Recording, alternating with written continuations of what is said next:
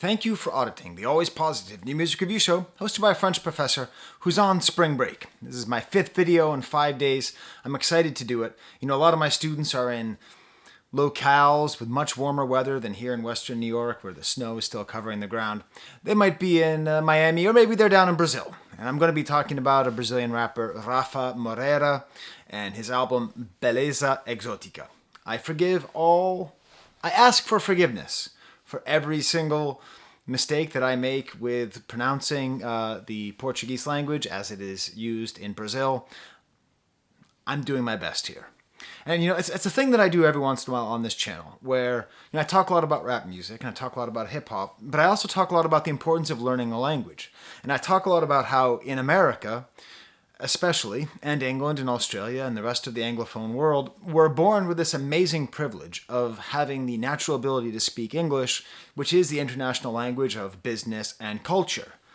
That gives us a kind of amazing privilege and amazing power that we have been abusing as a people. And it's not a question of race or sex or gender or whatever. It's just if you were born and you're naturally speaking English, you have an amazing advantage in the global marketplace.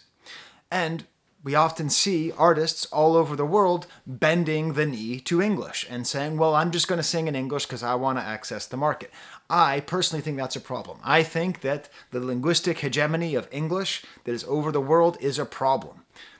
Language departments all over the place are crumbling because there's not enough students learning because they think they don't need to know anything else. And what better way to understand what you need to know than to listen to music? Do you only want to listen to artists who have had the education to sing in English? Is that it? Is that your litmus test, you chauvinist? Where only people with a level of education who can sing in English well enough for you, that's what you'll listen to? Or will you not do what the rest of the world does with English and get out of your comfort zone and listen to stuff that you don't always understand? Now, I believe in this mission so much that I'm teaching a class on hip-hop culture and rap music. I'm teaching this class. We're talking about Atlanta. We're talking about Outkast right now. We talked about Tupac, and we talked about Biggie and DJ Kool Herc. But I'm making them all pick a country, a non-English speaking country, and present it to the rest of the class, an international hip-hop event. And it's exciting. They're going to be talking about Egypt and Germany and Indonesia. Like I have all these China, all these interesting people, all these interesting countries that I personally don't know anything about. And that's part of the exciting thing. Because in general, we are only allowed to see other countries realistically through the lens of sports. Maybe through the lens of cinema. Every once in a while there's a movie that comes out and you go, oh, that's how those people live. But this is a problem, okay? Now, I'm just as guilty as anyone else. Like, what do I know about Brazil? I used to watch a lot of Formula One, so I know Ayrton Senna and Rubens Barrichello. I watch a lot of soccer now, so I know Neymar and Vinicius Jr. And the good Ronaldo. You know, I remember as a kid being tortured by this movie called Blame It on Rio, which made me very uncomfortable. When I was in college, the movie City of God came out, and that helped me to understand like the life in the favela, okay? But seriously, this is a country of 214 million people, and we are so limited in our view into what we see. We see on the news, we see catastrophes. We see if there's an earthquake, we see people dying. If there's an embargo, if there's a leader that we don't like, we talk about whether or not it's going to be Silva or it's going to be the other guy, okay? Like we talk about all these things in such an abstract way when all the time, if we want to increase our human empathy, if we want to connect with people in a way that's meaningful, they provide it to us. It's right there on streaming. You have no excuses anymore. I had an excuse growing up. If I wanted to listen to, apparently the most important rap album out of Brazil was by Racionais MCs in 1997, I never could have heard that. I wouldn't have known to look for it. But now you have no excuse. You have no excuse. You can learn about the rest of the world. And why is rap so important? Why is hip-hop so important? Because it's the voice of the voiceless. So you're not just hearing from the powerful, the people who have had access to private schools and are able to speak English well enough for you to accept it. You chauvinist pig. No. You nationalist pig. I'm just kidding. You're not a pig. I'm just being fiery. What the hell is this? Sorry. I'm being a little bit provocative, but I'm being that way on purpose. I think it's really important. I think we have a moral obligation to listen to this music. I'm going to be honest. When I first listened to this album, I did not like it at all. I didn't like it at all. I didn't. But by my third or fourth listen, I really got into it. I really got into the charisma of the singer, the sound of the voice, you know? Like, I'm not saying it's better than American rap, but it's certainly as good as a lot of mainstream American rap right now. Now, I have a personal, complicated history with Brazil. I mean, when I was in high school, I grew up outside of Boston. There's a fairly large Brazilian population in the Boston area. And there's this family. And there's a girl. I'm not going to say her real name. Let's just pretend her name was, I don't know. I'm not going to even come up with a traditional Brazilian name. Gertrude, okay? And I felt absolutely in love with her. And we were dating for a week. And then I went to California. And then she cheated on me. Ugh! I basically became an incel from that point forward. I never forgave her for cheating on me. Looking back at it, we weren't even really dating, but what did I know? Fortunately, her brother, totally cool guy. Totally cool guy. We became friends. We were always friends all the way throughout high school. I watched the 1994 World Cup finale with him, which is the second most recent time that Brazil won the World Cup. So, that was exciting. That was fun. But, so I sort of, that's it. That's all that I really know about the country. That's not very much. Now, guess what? I meet a Brazilian, I can say, oh, do you like Raffa Moreira? And they might say, oh, that's garbage. You need to listen to the good stuff. Or they might say, yeah, I know it more or less. But do you understand the connection that you have to a human being when you talk about music? When you talk about music that's made for them, not for you. Not for you. This is not for me. This is not for us. This is not translated. This is not provided for us. This is a window that we're getting into another culture, and it's not for us. Us, the Anglophones. Whatever you look like, however much you look like me or don't look like me, it's not for us unless you're from Brazil. Now, I want to thank one of my viewers, Tiago Coelho. He mentioned that there's a great Brazilian rap scene, and I just mentioned, hey, if there's ever an important rap album that comes out of Brazil, let me know. And he did, and that's why I'm doing this video. And that goes for you. If you're from any country that's a non-Anglophone country, or even a country that isn't represented very often in popular culture, you can let me know. I might not review it, but I might. Because how am I supposed to know what's good and what's important? I don't live in Brazil. So anyways, according to Tiago, this is Raffa at his most peaceful. I'm quoting him here. Album is almost a victory lap. His older songs went around from a lot of different styles, and I did listen to his older stuff. It is quite interesting. And that there's apparently a channel called Quadro em Branco that's made some great videos about Raffa's music. Unfortunately, it's not subtitled in English, so I don't know anything about it. So I'm coming into this fairly blind. I looked up his biography. I have some understanding of who he is, where he grew up, where Raffa Moreira is from. But in general, I am coming to this the way you are coming to this. Press play. That's what you got to do. You want to understand other cultures? The only thing to do is to start paying attention. Now, there is the question of language, and that's part of why studying hip-hop in other languages is so great. Now, I'm lucky. I'm not lucky. I worked like a son of a bitch to learn French. It was really hard, by the way. I'm a French professor, and I had a terrible time learning French. It's a terrible thing, learning another language. It's so hard. I learned as an adult, so don't think that you have to be raised in a Swiss boarding school in order to be able to speak another language. I'm fully bilingual. I worked like a son of a bitch, and my reward is I can listen to French rap, and not only do I hear the sounds, but I understand the wordplay, I understand the rhyme play, I understand the flow, I understand the way the consonants and vowels all come together, and that's what you learn when you listen to another album from a different culture, from a different language. I speak a fair amount of Spanish, and if I listen to a Spanish song, I can usually understand about 30 to 50% of it. That does not transfer to Portuguese. It's a very, very different language. Why did I say? I said that just like Tucker Carlson. That does not transfer to Portuguese. Sorry. I'm not a fan of Tucker Carlson, by the way. I don't think I need to worry about that. I don't think I don't think there's a lot of fans of Fox News watching a review of a Brazilian rap artist. I don't think there's that Venn diagram is particularly strong. Maybe you are. Let me know if you're a fan of Mr. Swanson down there. But the specificity of the Portuguese language is fascinating. I've always had trouble with the Portuguese language because I feel like it's so close to Spanish that I should get it, and then I don't. And there's like certain sounds. Now this is going to sound maybe offensive. I'm not trying to offend anybody.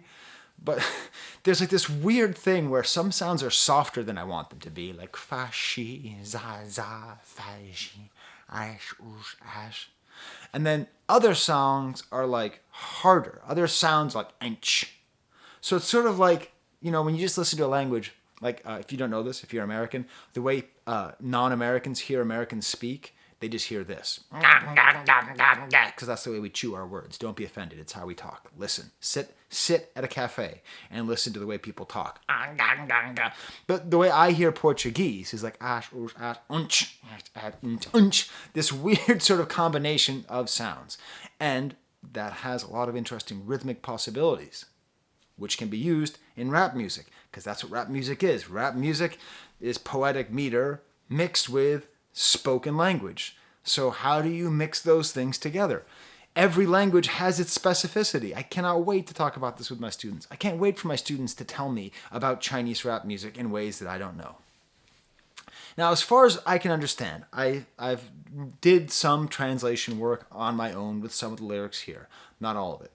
But it seems as though what Tiago is saying about this being a victory lap makes sense. From what I can tell, a lot of these lyrics are about making it, about being successful, and about being successful from the favela, which is the term for these sort of massive, I don't think they're housing projects. I don't know much about favelas, so feel free to tell me in the comments.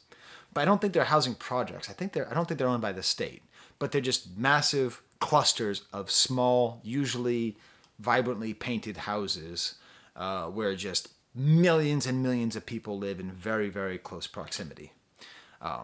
And then he raps a lot about that. So the thing is, like when you listen to rap in other languages, words really jump out. So I know the word favela, so that word really jumped out. Then the other words I know are Johnny Walker, Jack Daniels, and whiskey. And holy cow, this guy needs to check into a program. This guy drinks a lot of whiskey. So that's my little joke here. I made a little imitation of the Brazilian flag. Instead of ordem y progresso, I said favela y whiskey, because those are the main themes that I see here. I do love the Brazilian flag, though. Great colors, like a sentence and like the globe, all of it. So many flags just cheap out with just the lame, stripes. It's great. According to what I can tell from this, he comes from the specific favela de Coqueiro. I pronounce every other language in French. So I said Coqueiro. C'est le favela de Coqueiro. It's just because when I speak another language, I default to French pronunciation. So he likes his whiskey. He likes his success. But the thing about this, how did I come to like this over time? It's because he has such charisma in his voice and the way that he sings. Like, you feel very personally connected to him. He uses a lot of auto-tune, but it's not exclusively auto-tune. He sings, he raps, he sort of does everything. But in the end, you just feel this real closeness to him. And I think that's why I came to really enjoy it. And I mean really enjoy it. There's a chance that you're not going to like it. I would really suggest giving it a couple tries. There's a softness, there's a kindness, there's a fragility, where actually, even though it's kind of labeled as trap music, I would put it closer to another non-American rap area, to Sweden. A lot of this reminds me of the Drain Gang kind of kindness and lightness. So here's how I'm going to go through the album. I'm going to have two stamps, two example songs. The first song and the last song. I'll explain the last song last. I'm going to explain the first song first. So click above the bananas, above the green part of the Brazilian flag. With the title track, Beleza Exótica, Exotic Beauty.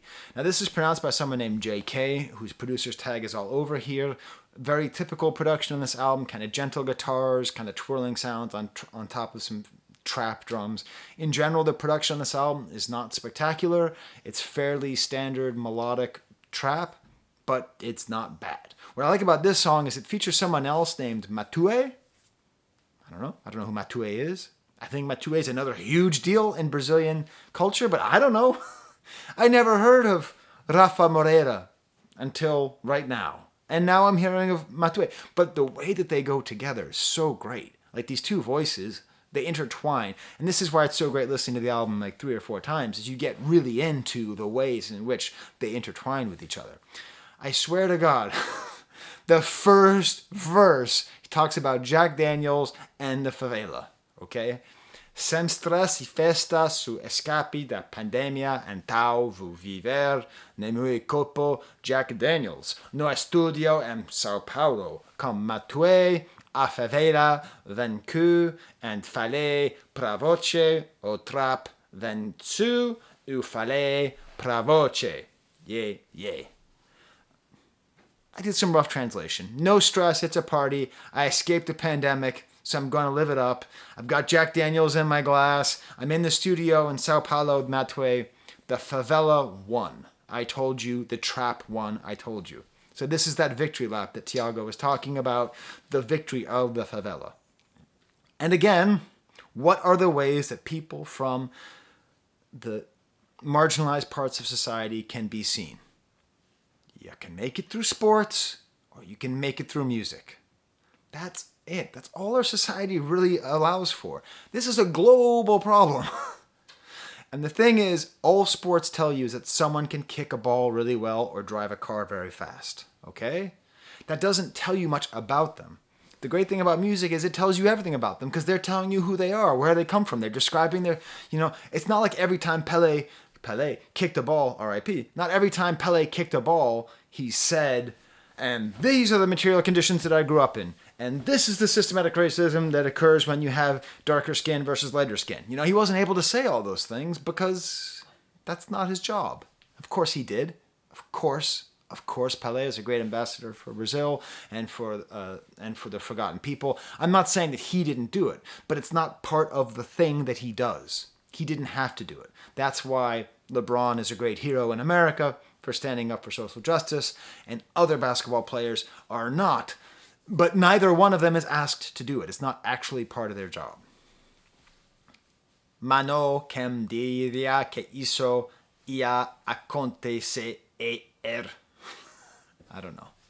Bro, who knew this would happen? And then there's a lot of talking about beaches in here. And this is one of my favorite things about the English language and other... I remember when I was teaching English, I taught English in France, and I taught in kind of it wasn't quite the hood, but there was a lot of students who were sort of from the wrong side of the tracks, kind of punky, very kind of rap, very sort of hip hop. And they would love getting me because they would raise their hands and they'd say, I love the beach. And the thing is, the way you pronounce the word bitch in French is beach. You'd pronounce that I like that. So they can properly pronounce the word for the place with sand and water and make it sound like they're mispronouncing the pejorative term for a female dog that is applied to women. So I don't know. But it's a good example of just one of these kinds of songs, like beach. Lots of talking about Zaza. I guess it's some kind of drug. I don't know. And this Matue guy comes on. He plays with the word gang in English. Gang, empira, adesem. And it's just great. What's great is there's this flow that comes in and comes out. I mean, Raffa has and it's tough. I don't blame you, Anglophone. It's tough to actually get into this because it's hard to hear these differences. But he starts talking super fast, And here's that example of what I'm talking about with the pronunciation. I'm not going to do a good job, but FNDX M conexão com a 30. I don't know how to pronounce those words. Tô pisando no Jordan e no Yeezy. Okay, so you're hearing Jordan and Yeezy. It's a mixture of English and Portuguese. De la Costa ou de North Face. Okay. Meus fãs são o meu maior presente. So presente is pronounced, presente is pronounced presente here. And that's that ch sound. Now, I talked with a Brazilian friend of mine who explained to me that the Portuguese pronunciation is not the same as Brazilian pronunciation. They do way more of this in Portugal. There's a player, one of the best players in the world, plays for Portugal, and I'm not talking about the bad Ronaldo. I'm talking about a guy who we call Fernandes, but in Portugal they pronounce his name Ferranch. It's like, what happened to all these words? Apparently in Brazil it would be pronounced Fernandes, but still, every once in a while, they will do this kind of nch sound, which I associate with Portuguese, and creates rhythmic interest. Because if you have a language that has the capability of going from fash, shao, osh, osh, all these super vowel, and then go it creates rhythm. Ouch. Ouch. Ow, ooh, ah, ee, ah, chunch. Apparently the word faza means to do. So that when I looked that up, that helped me understand, because he talks all the time about faza something. And the chorus comes back, and I just love it. Next song is called Paginas.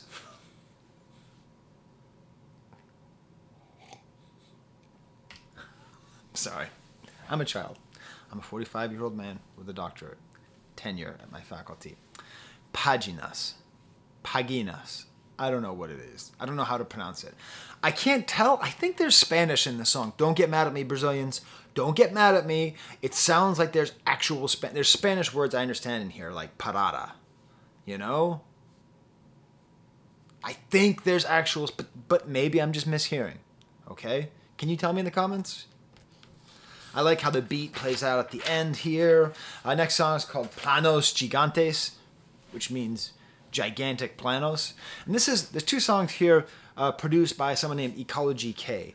And it's funny because I think JK is probably a better, he produces most of the album, but he's sort of like just the base level producer. And then these other producers who come in sort of, I think, raise the level of the production on the album. Layers of synthesizers, fast synthesizers, very gentle rapping, a lot of A stuff. But it's the second Ecology K song, which I think is the best produced song on the album. Advanced, this cool kind of detuned piano, boom, boom, boom, boom, with nice trap beats underneath, weird kind of futuristic flow. Now he's talking about Johnny Walker. So there's all sorts of American blended whiskeys here. I really like this sort of, the way the piano sounds kind of random and percussive makes me think it's inspired by Latin rhythms, but I don't know. I might just be putting on that. He makes a couple references to Michael Jordan. I did listen to one of his earliest project, which was called the Michael Jackson mixtape. So much like American rappers, he's obsessed with MJs. Listen, hey, Portuguese, you have too many accents, okay? Okay? This is called a tilde, okay? You can't put a tilde. What is that supposed to sound like? Press ale. I understand in Spanish, it's the ñ sound. Great. Niña. Great. But how am I supposed to put that over a vowel? Anyways, Pressao, again produced by JK. Super, he kind of raps kind of fast. I sort of figured out, without knowing the words, that this was a sex song. It felt like a sex song. He also mentions Kim Kardashian by name in the beginning. I did do some translation, and this does not check with anecdotal evidence. Preferencia nacional são os peitos. Sorry, I don't know why I said that like a politician. Preferencia nacional são os peitos. The national preference is breasts. I don't know what to say. I don't know what to say. Is this true? Don't tell me in the comments. I don't want a butt or boobs conversation. But the stereotype, the Brazilian butt lifts is a whole thing, right? That's like the number one stereotype, is that the butts. That's the thing. So maybe we don't know. Maybe we shouldn't base our knowledge of another country based on what kind of cosmetic surgeries are offered in our country. And at a certain point, what I like here is he actually ends up ending talking about Kanye. So he talks about Kim Kardashian, and it's smart, because when you talk about Kim Kardashian, you're automatically thinking about Kanye as well, right? Like the names go together. And he has a compassionate verse about Kanye. I'm not going to do it in Portuguese, in Brazilian. I almost said in Brazilian. Here I am, a language professor. Our union has always been different. Kanye has always been a reference. College dropout won't leave my mind. I hope he goes to rehab. North, Psalm, Mr. West. This life might be a test. I'm approved. I have a lot of faith. So he's saying what we're all saying. Oh, by the way, make sure you subscribe to I've Been Meaning to Listen to That, the podcast. They're going to be releasing a couple videos where I talk with Stenley and Andrew Ambrose, who's one of the hosts, who are the hosts, about how to listen to Kanye's music and what to think about Kanye these days. But just an interesting idea, cool blown out sound at the end. Next song is called Fashion Nova, featuring Philippe Ret. Nice xylophone and string beats. This is one of the most like rappy rap songs, which I really like. You know, kind of like just bars, you know. More talking about whiskey, great interplay between the voices. I think he's best when he has someone to rap with, I think. Because I really like the first song. I really like this song. Philippe Ret, I think, okay, so I only know Philippe Ret from this one song, okay? Before this week, number of rappers from Brazil that Professor Sky knew about. 0. Now, 3. I think Philippe Ret is my favorite Brazilian rapper. I'm just going to say, based on this verse, based on his playful flow, based on his ability to sort of sing and rap at the same time, there's something about his voice where I'm actually looking forward to listening to more Philippe Ret music. But I don't know, maybe Philippe Ret is the Drake of Brazil or something. I don't know. What do I know? I don't know anything. I don't know anything, and I'm telling you all about it. Fodo Beaches, the SP. I just swore. But I just swore in Portuguese. So the way that he sings about how he's photoing all of these beaches, so many beaches getting photoed. It turns out photo is the F word in Portuguese. So there you go. Meu número... This is so hard. Meu número é 7. Again, produced by JK. Kind of starts swinging about his swag. He says his number is 7. Is this a soccer reference? Is he referring to number 7 on the Brazilian national team, Lucas Paqueta, who plays for West Ham? Maybe he is. I don't know. Cool kind of trap, ominous beat here. Again, we're sort of in a little section where the song's a little bit more rap, a little bit less melodic. Next song, Multiplicação, produced by JK. High-pitched voice and bells, harder beat, again, more straight rapping. And I looked up the lyrics here. It's just about his come up after being ignored, being a great rapper. This was the point on my second listen where I was like, I like this guy. I like the language. I like his voice. I like his flow. I like the way it interacts with the beats. I like it when he sings. I like it when he raps. I get it. The first time I listened, I'm like, this is pop garbage. But, hey, he makes reference to Blue Label. I'm telling you, this guy loves whiskey the way Cypress Hill loves weed. Like, this guy seriously loves whiskey. Next song is called Ligação. I sound like Pago the Lesser. This is apparently a conversation that he recorded with a fan, which is kind of funny. At least basically asking him, making sure that he bought all of his merch. That's another thing. This guy apparently has merch, which, oh my God, that's going to be my new goal. I need to get some Fernando gear. He has a private label, whatever, clothing, called like FVND, because his middle name is Fernando or something like that. French. So, anyways, I'm going to have to get some gear. The final song is called K2. This is produced by someone named Sprite. And this is a wild beat. Totally wild. It's a pitched up Olivia Rodrigo sample. Did you hear me right?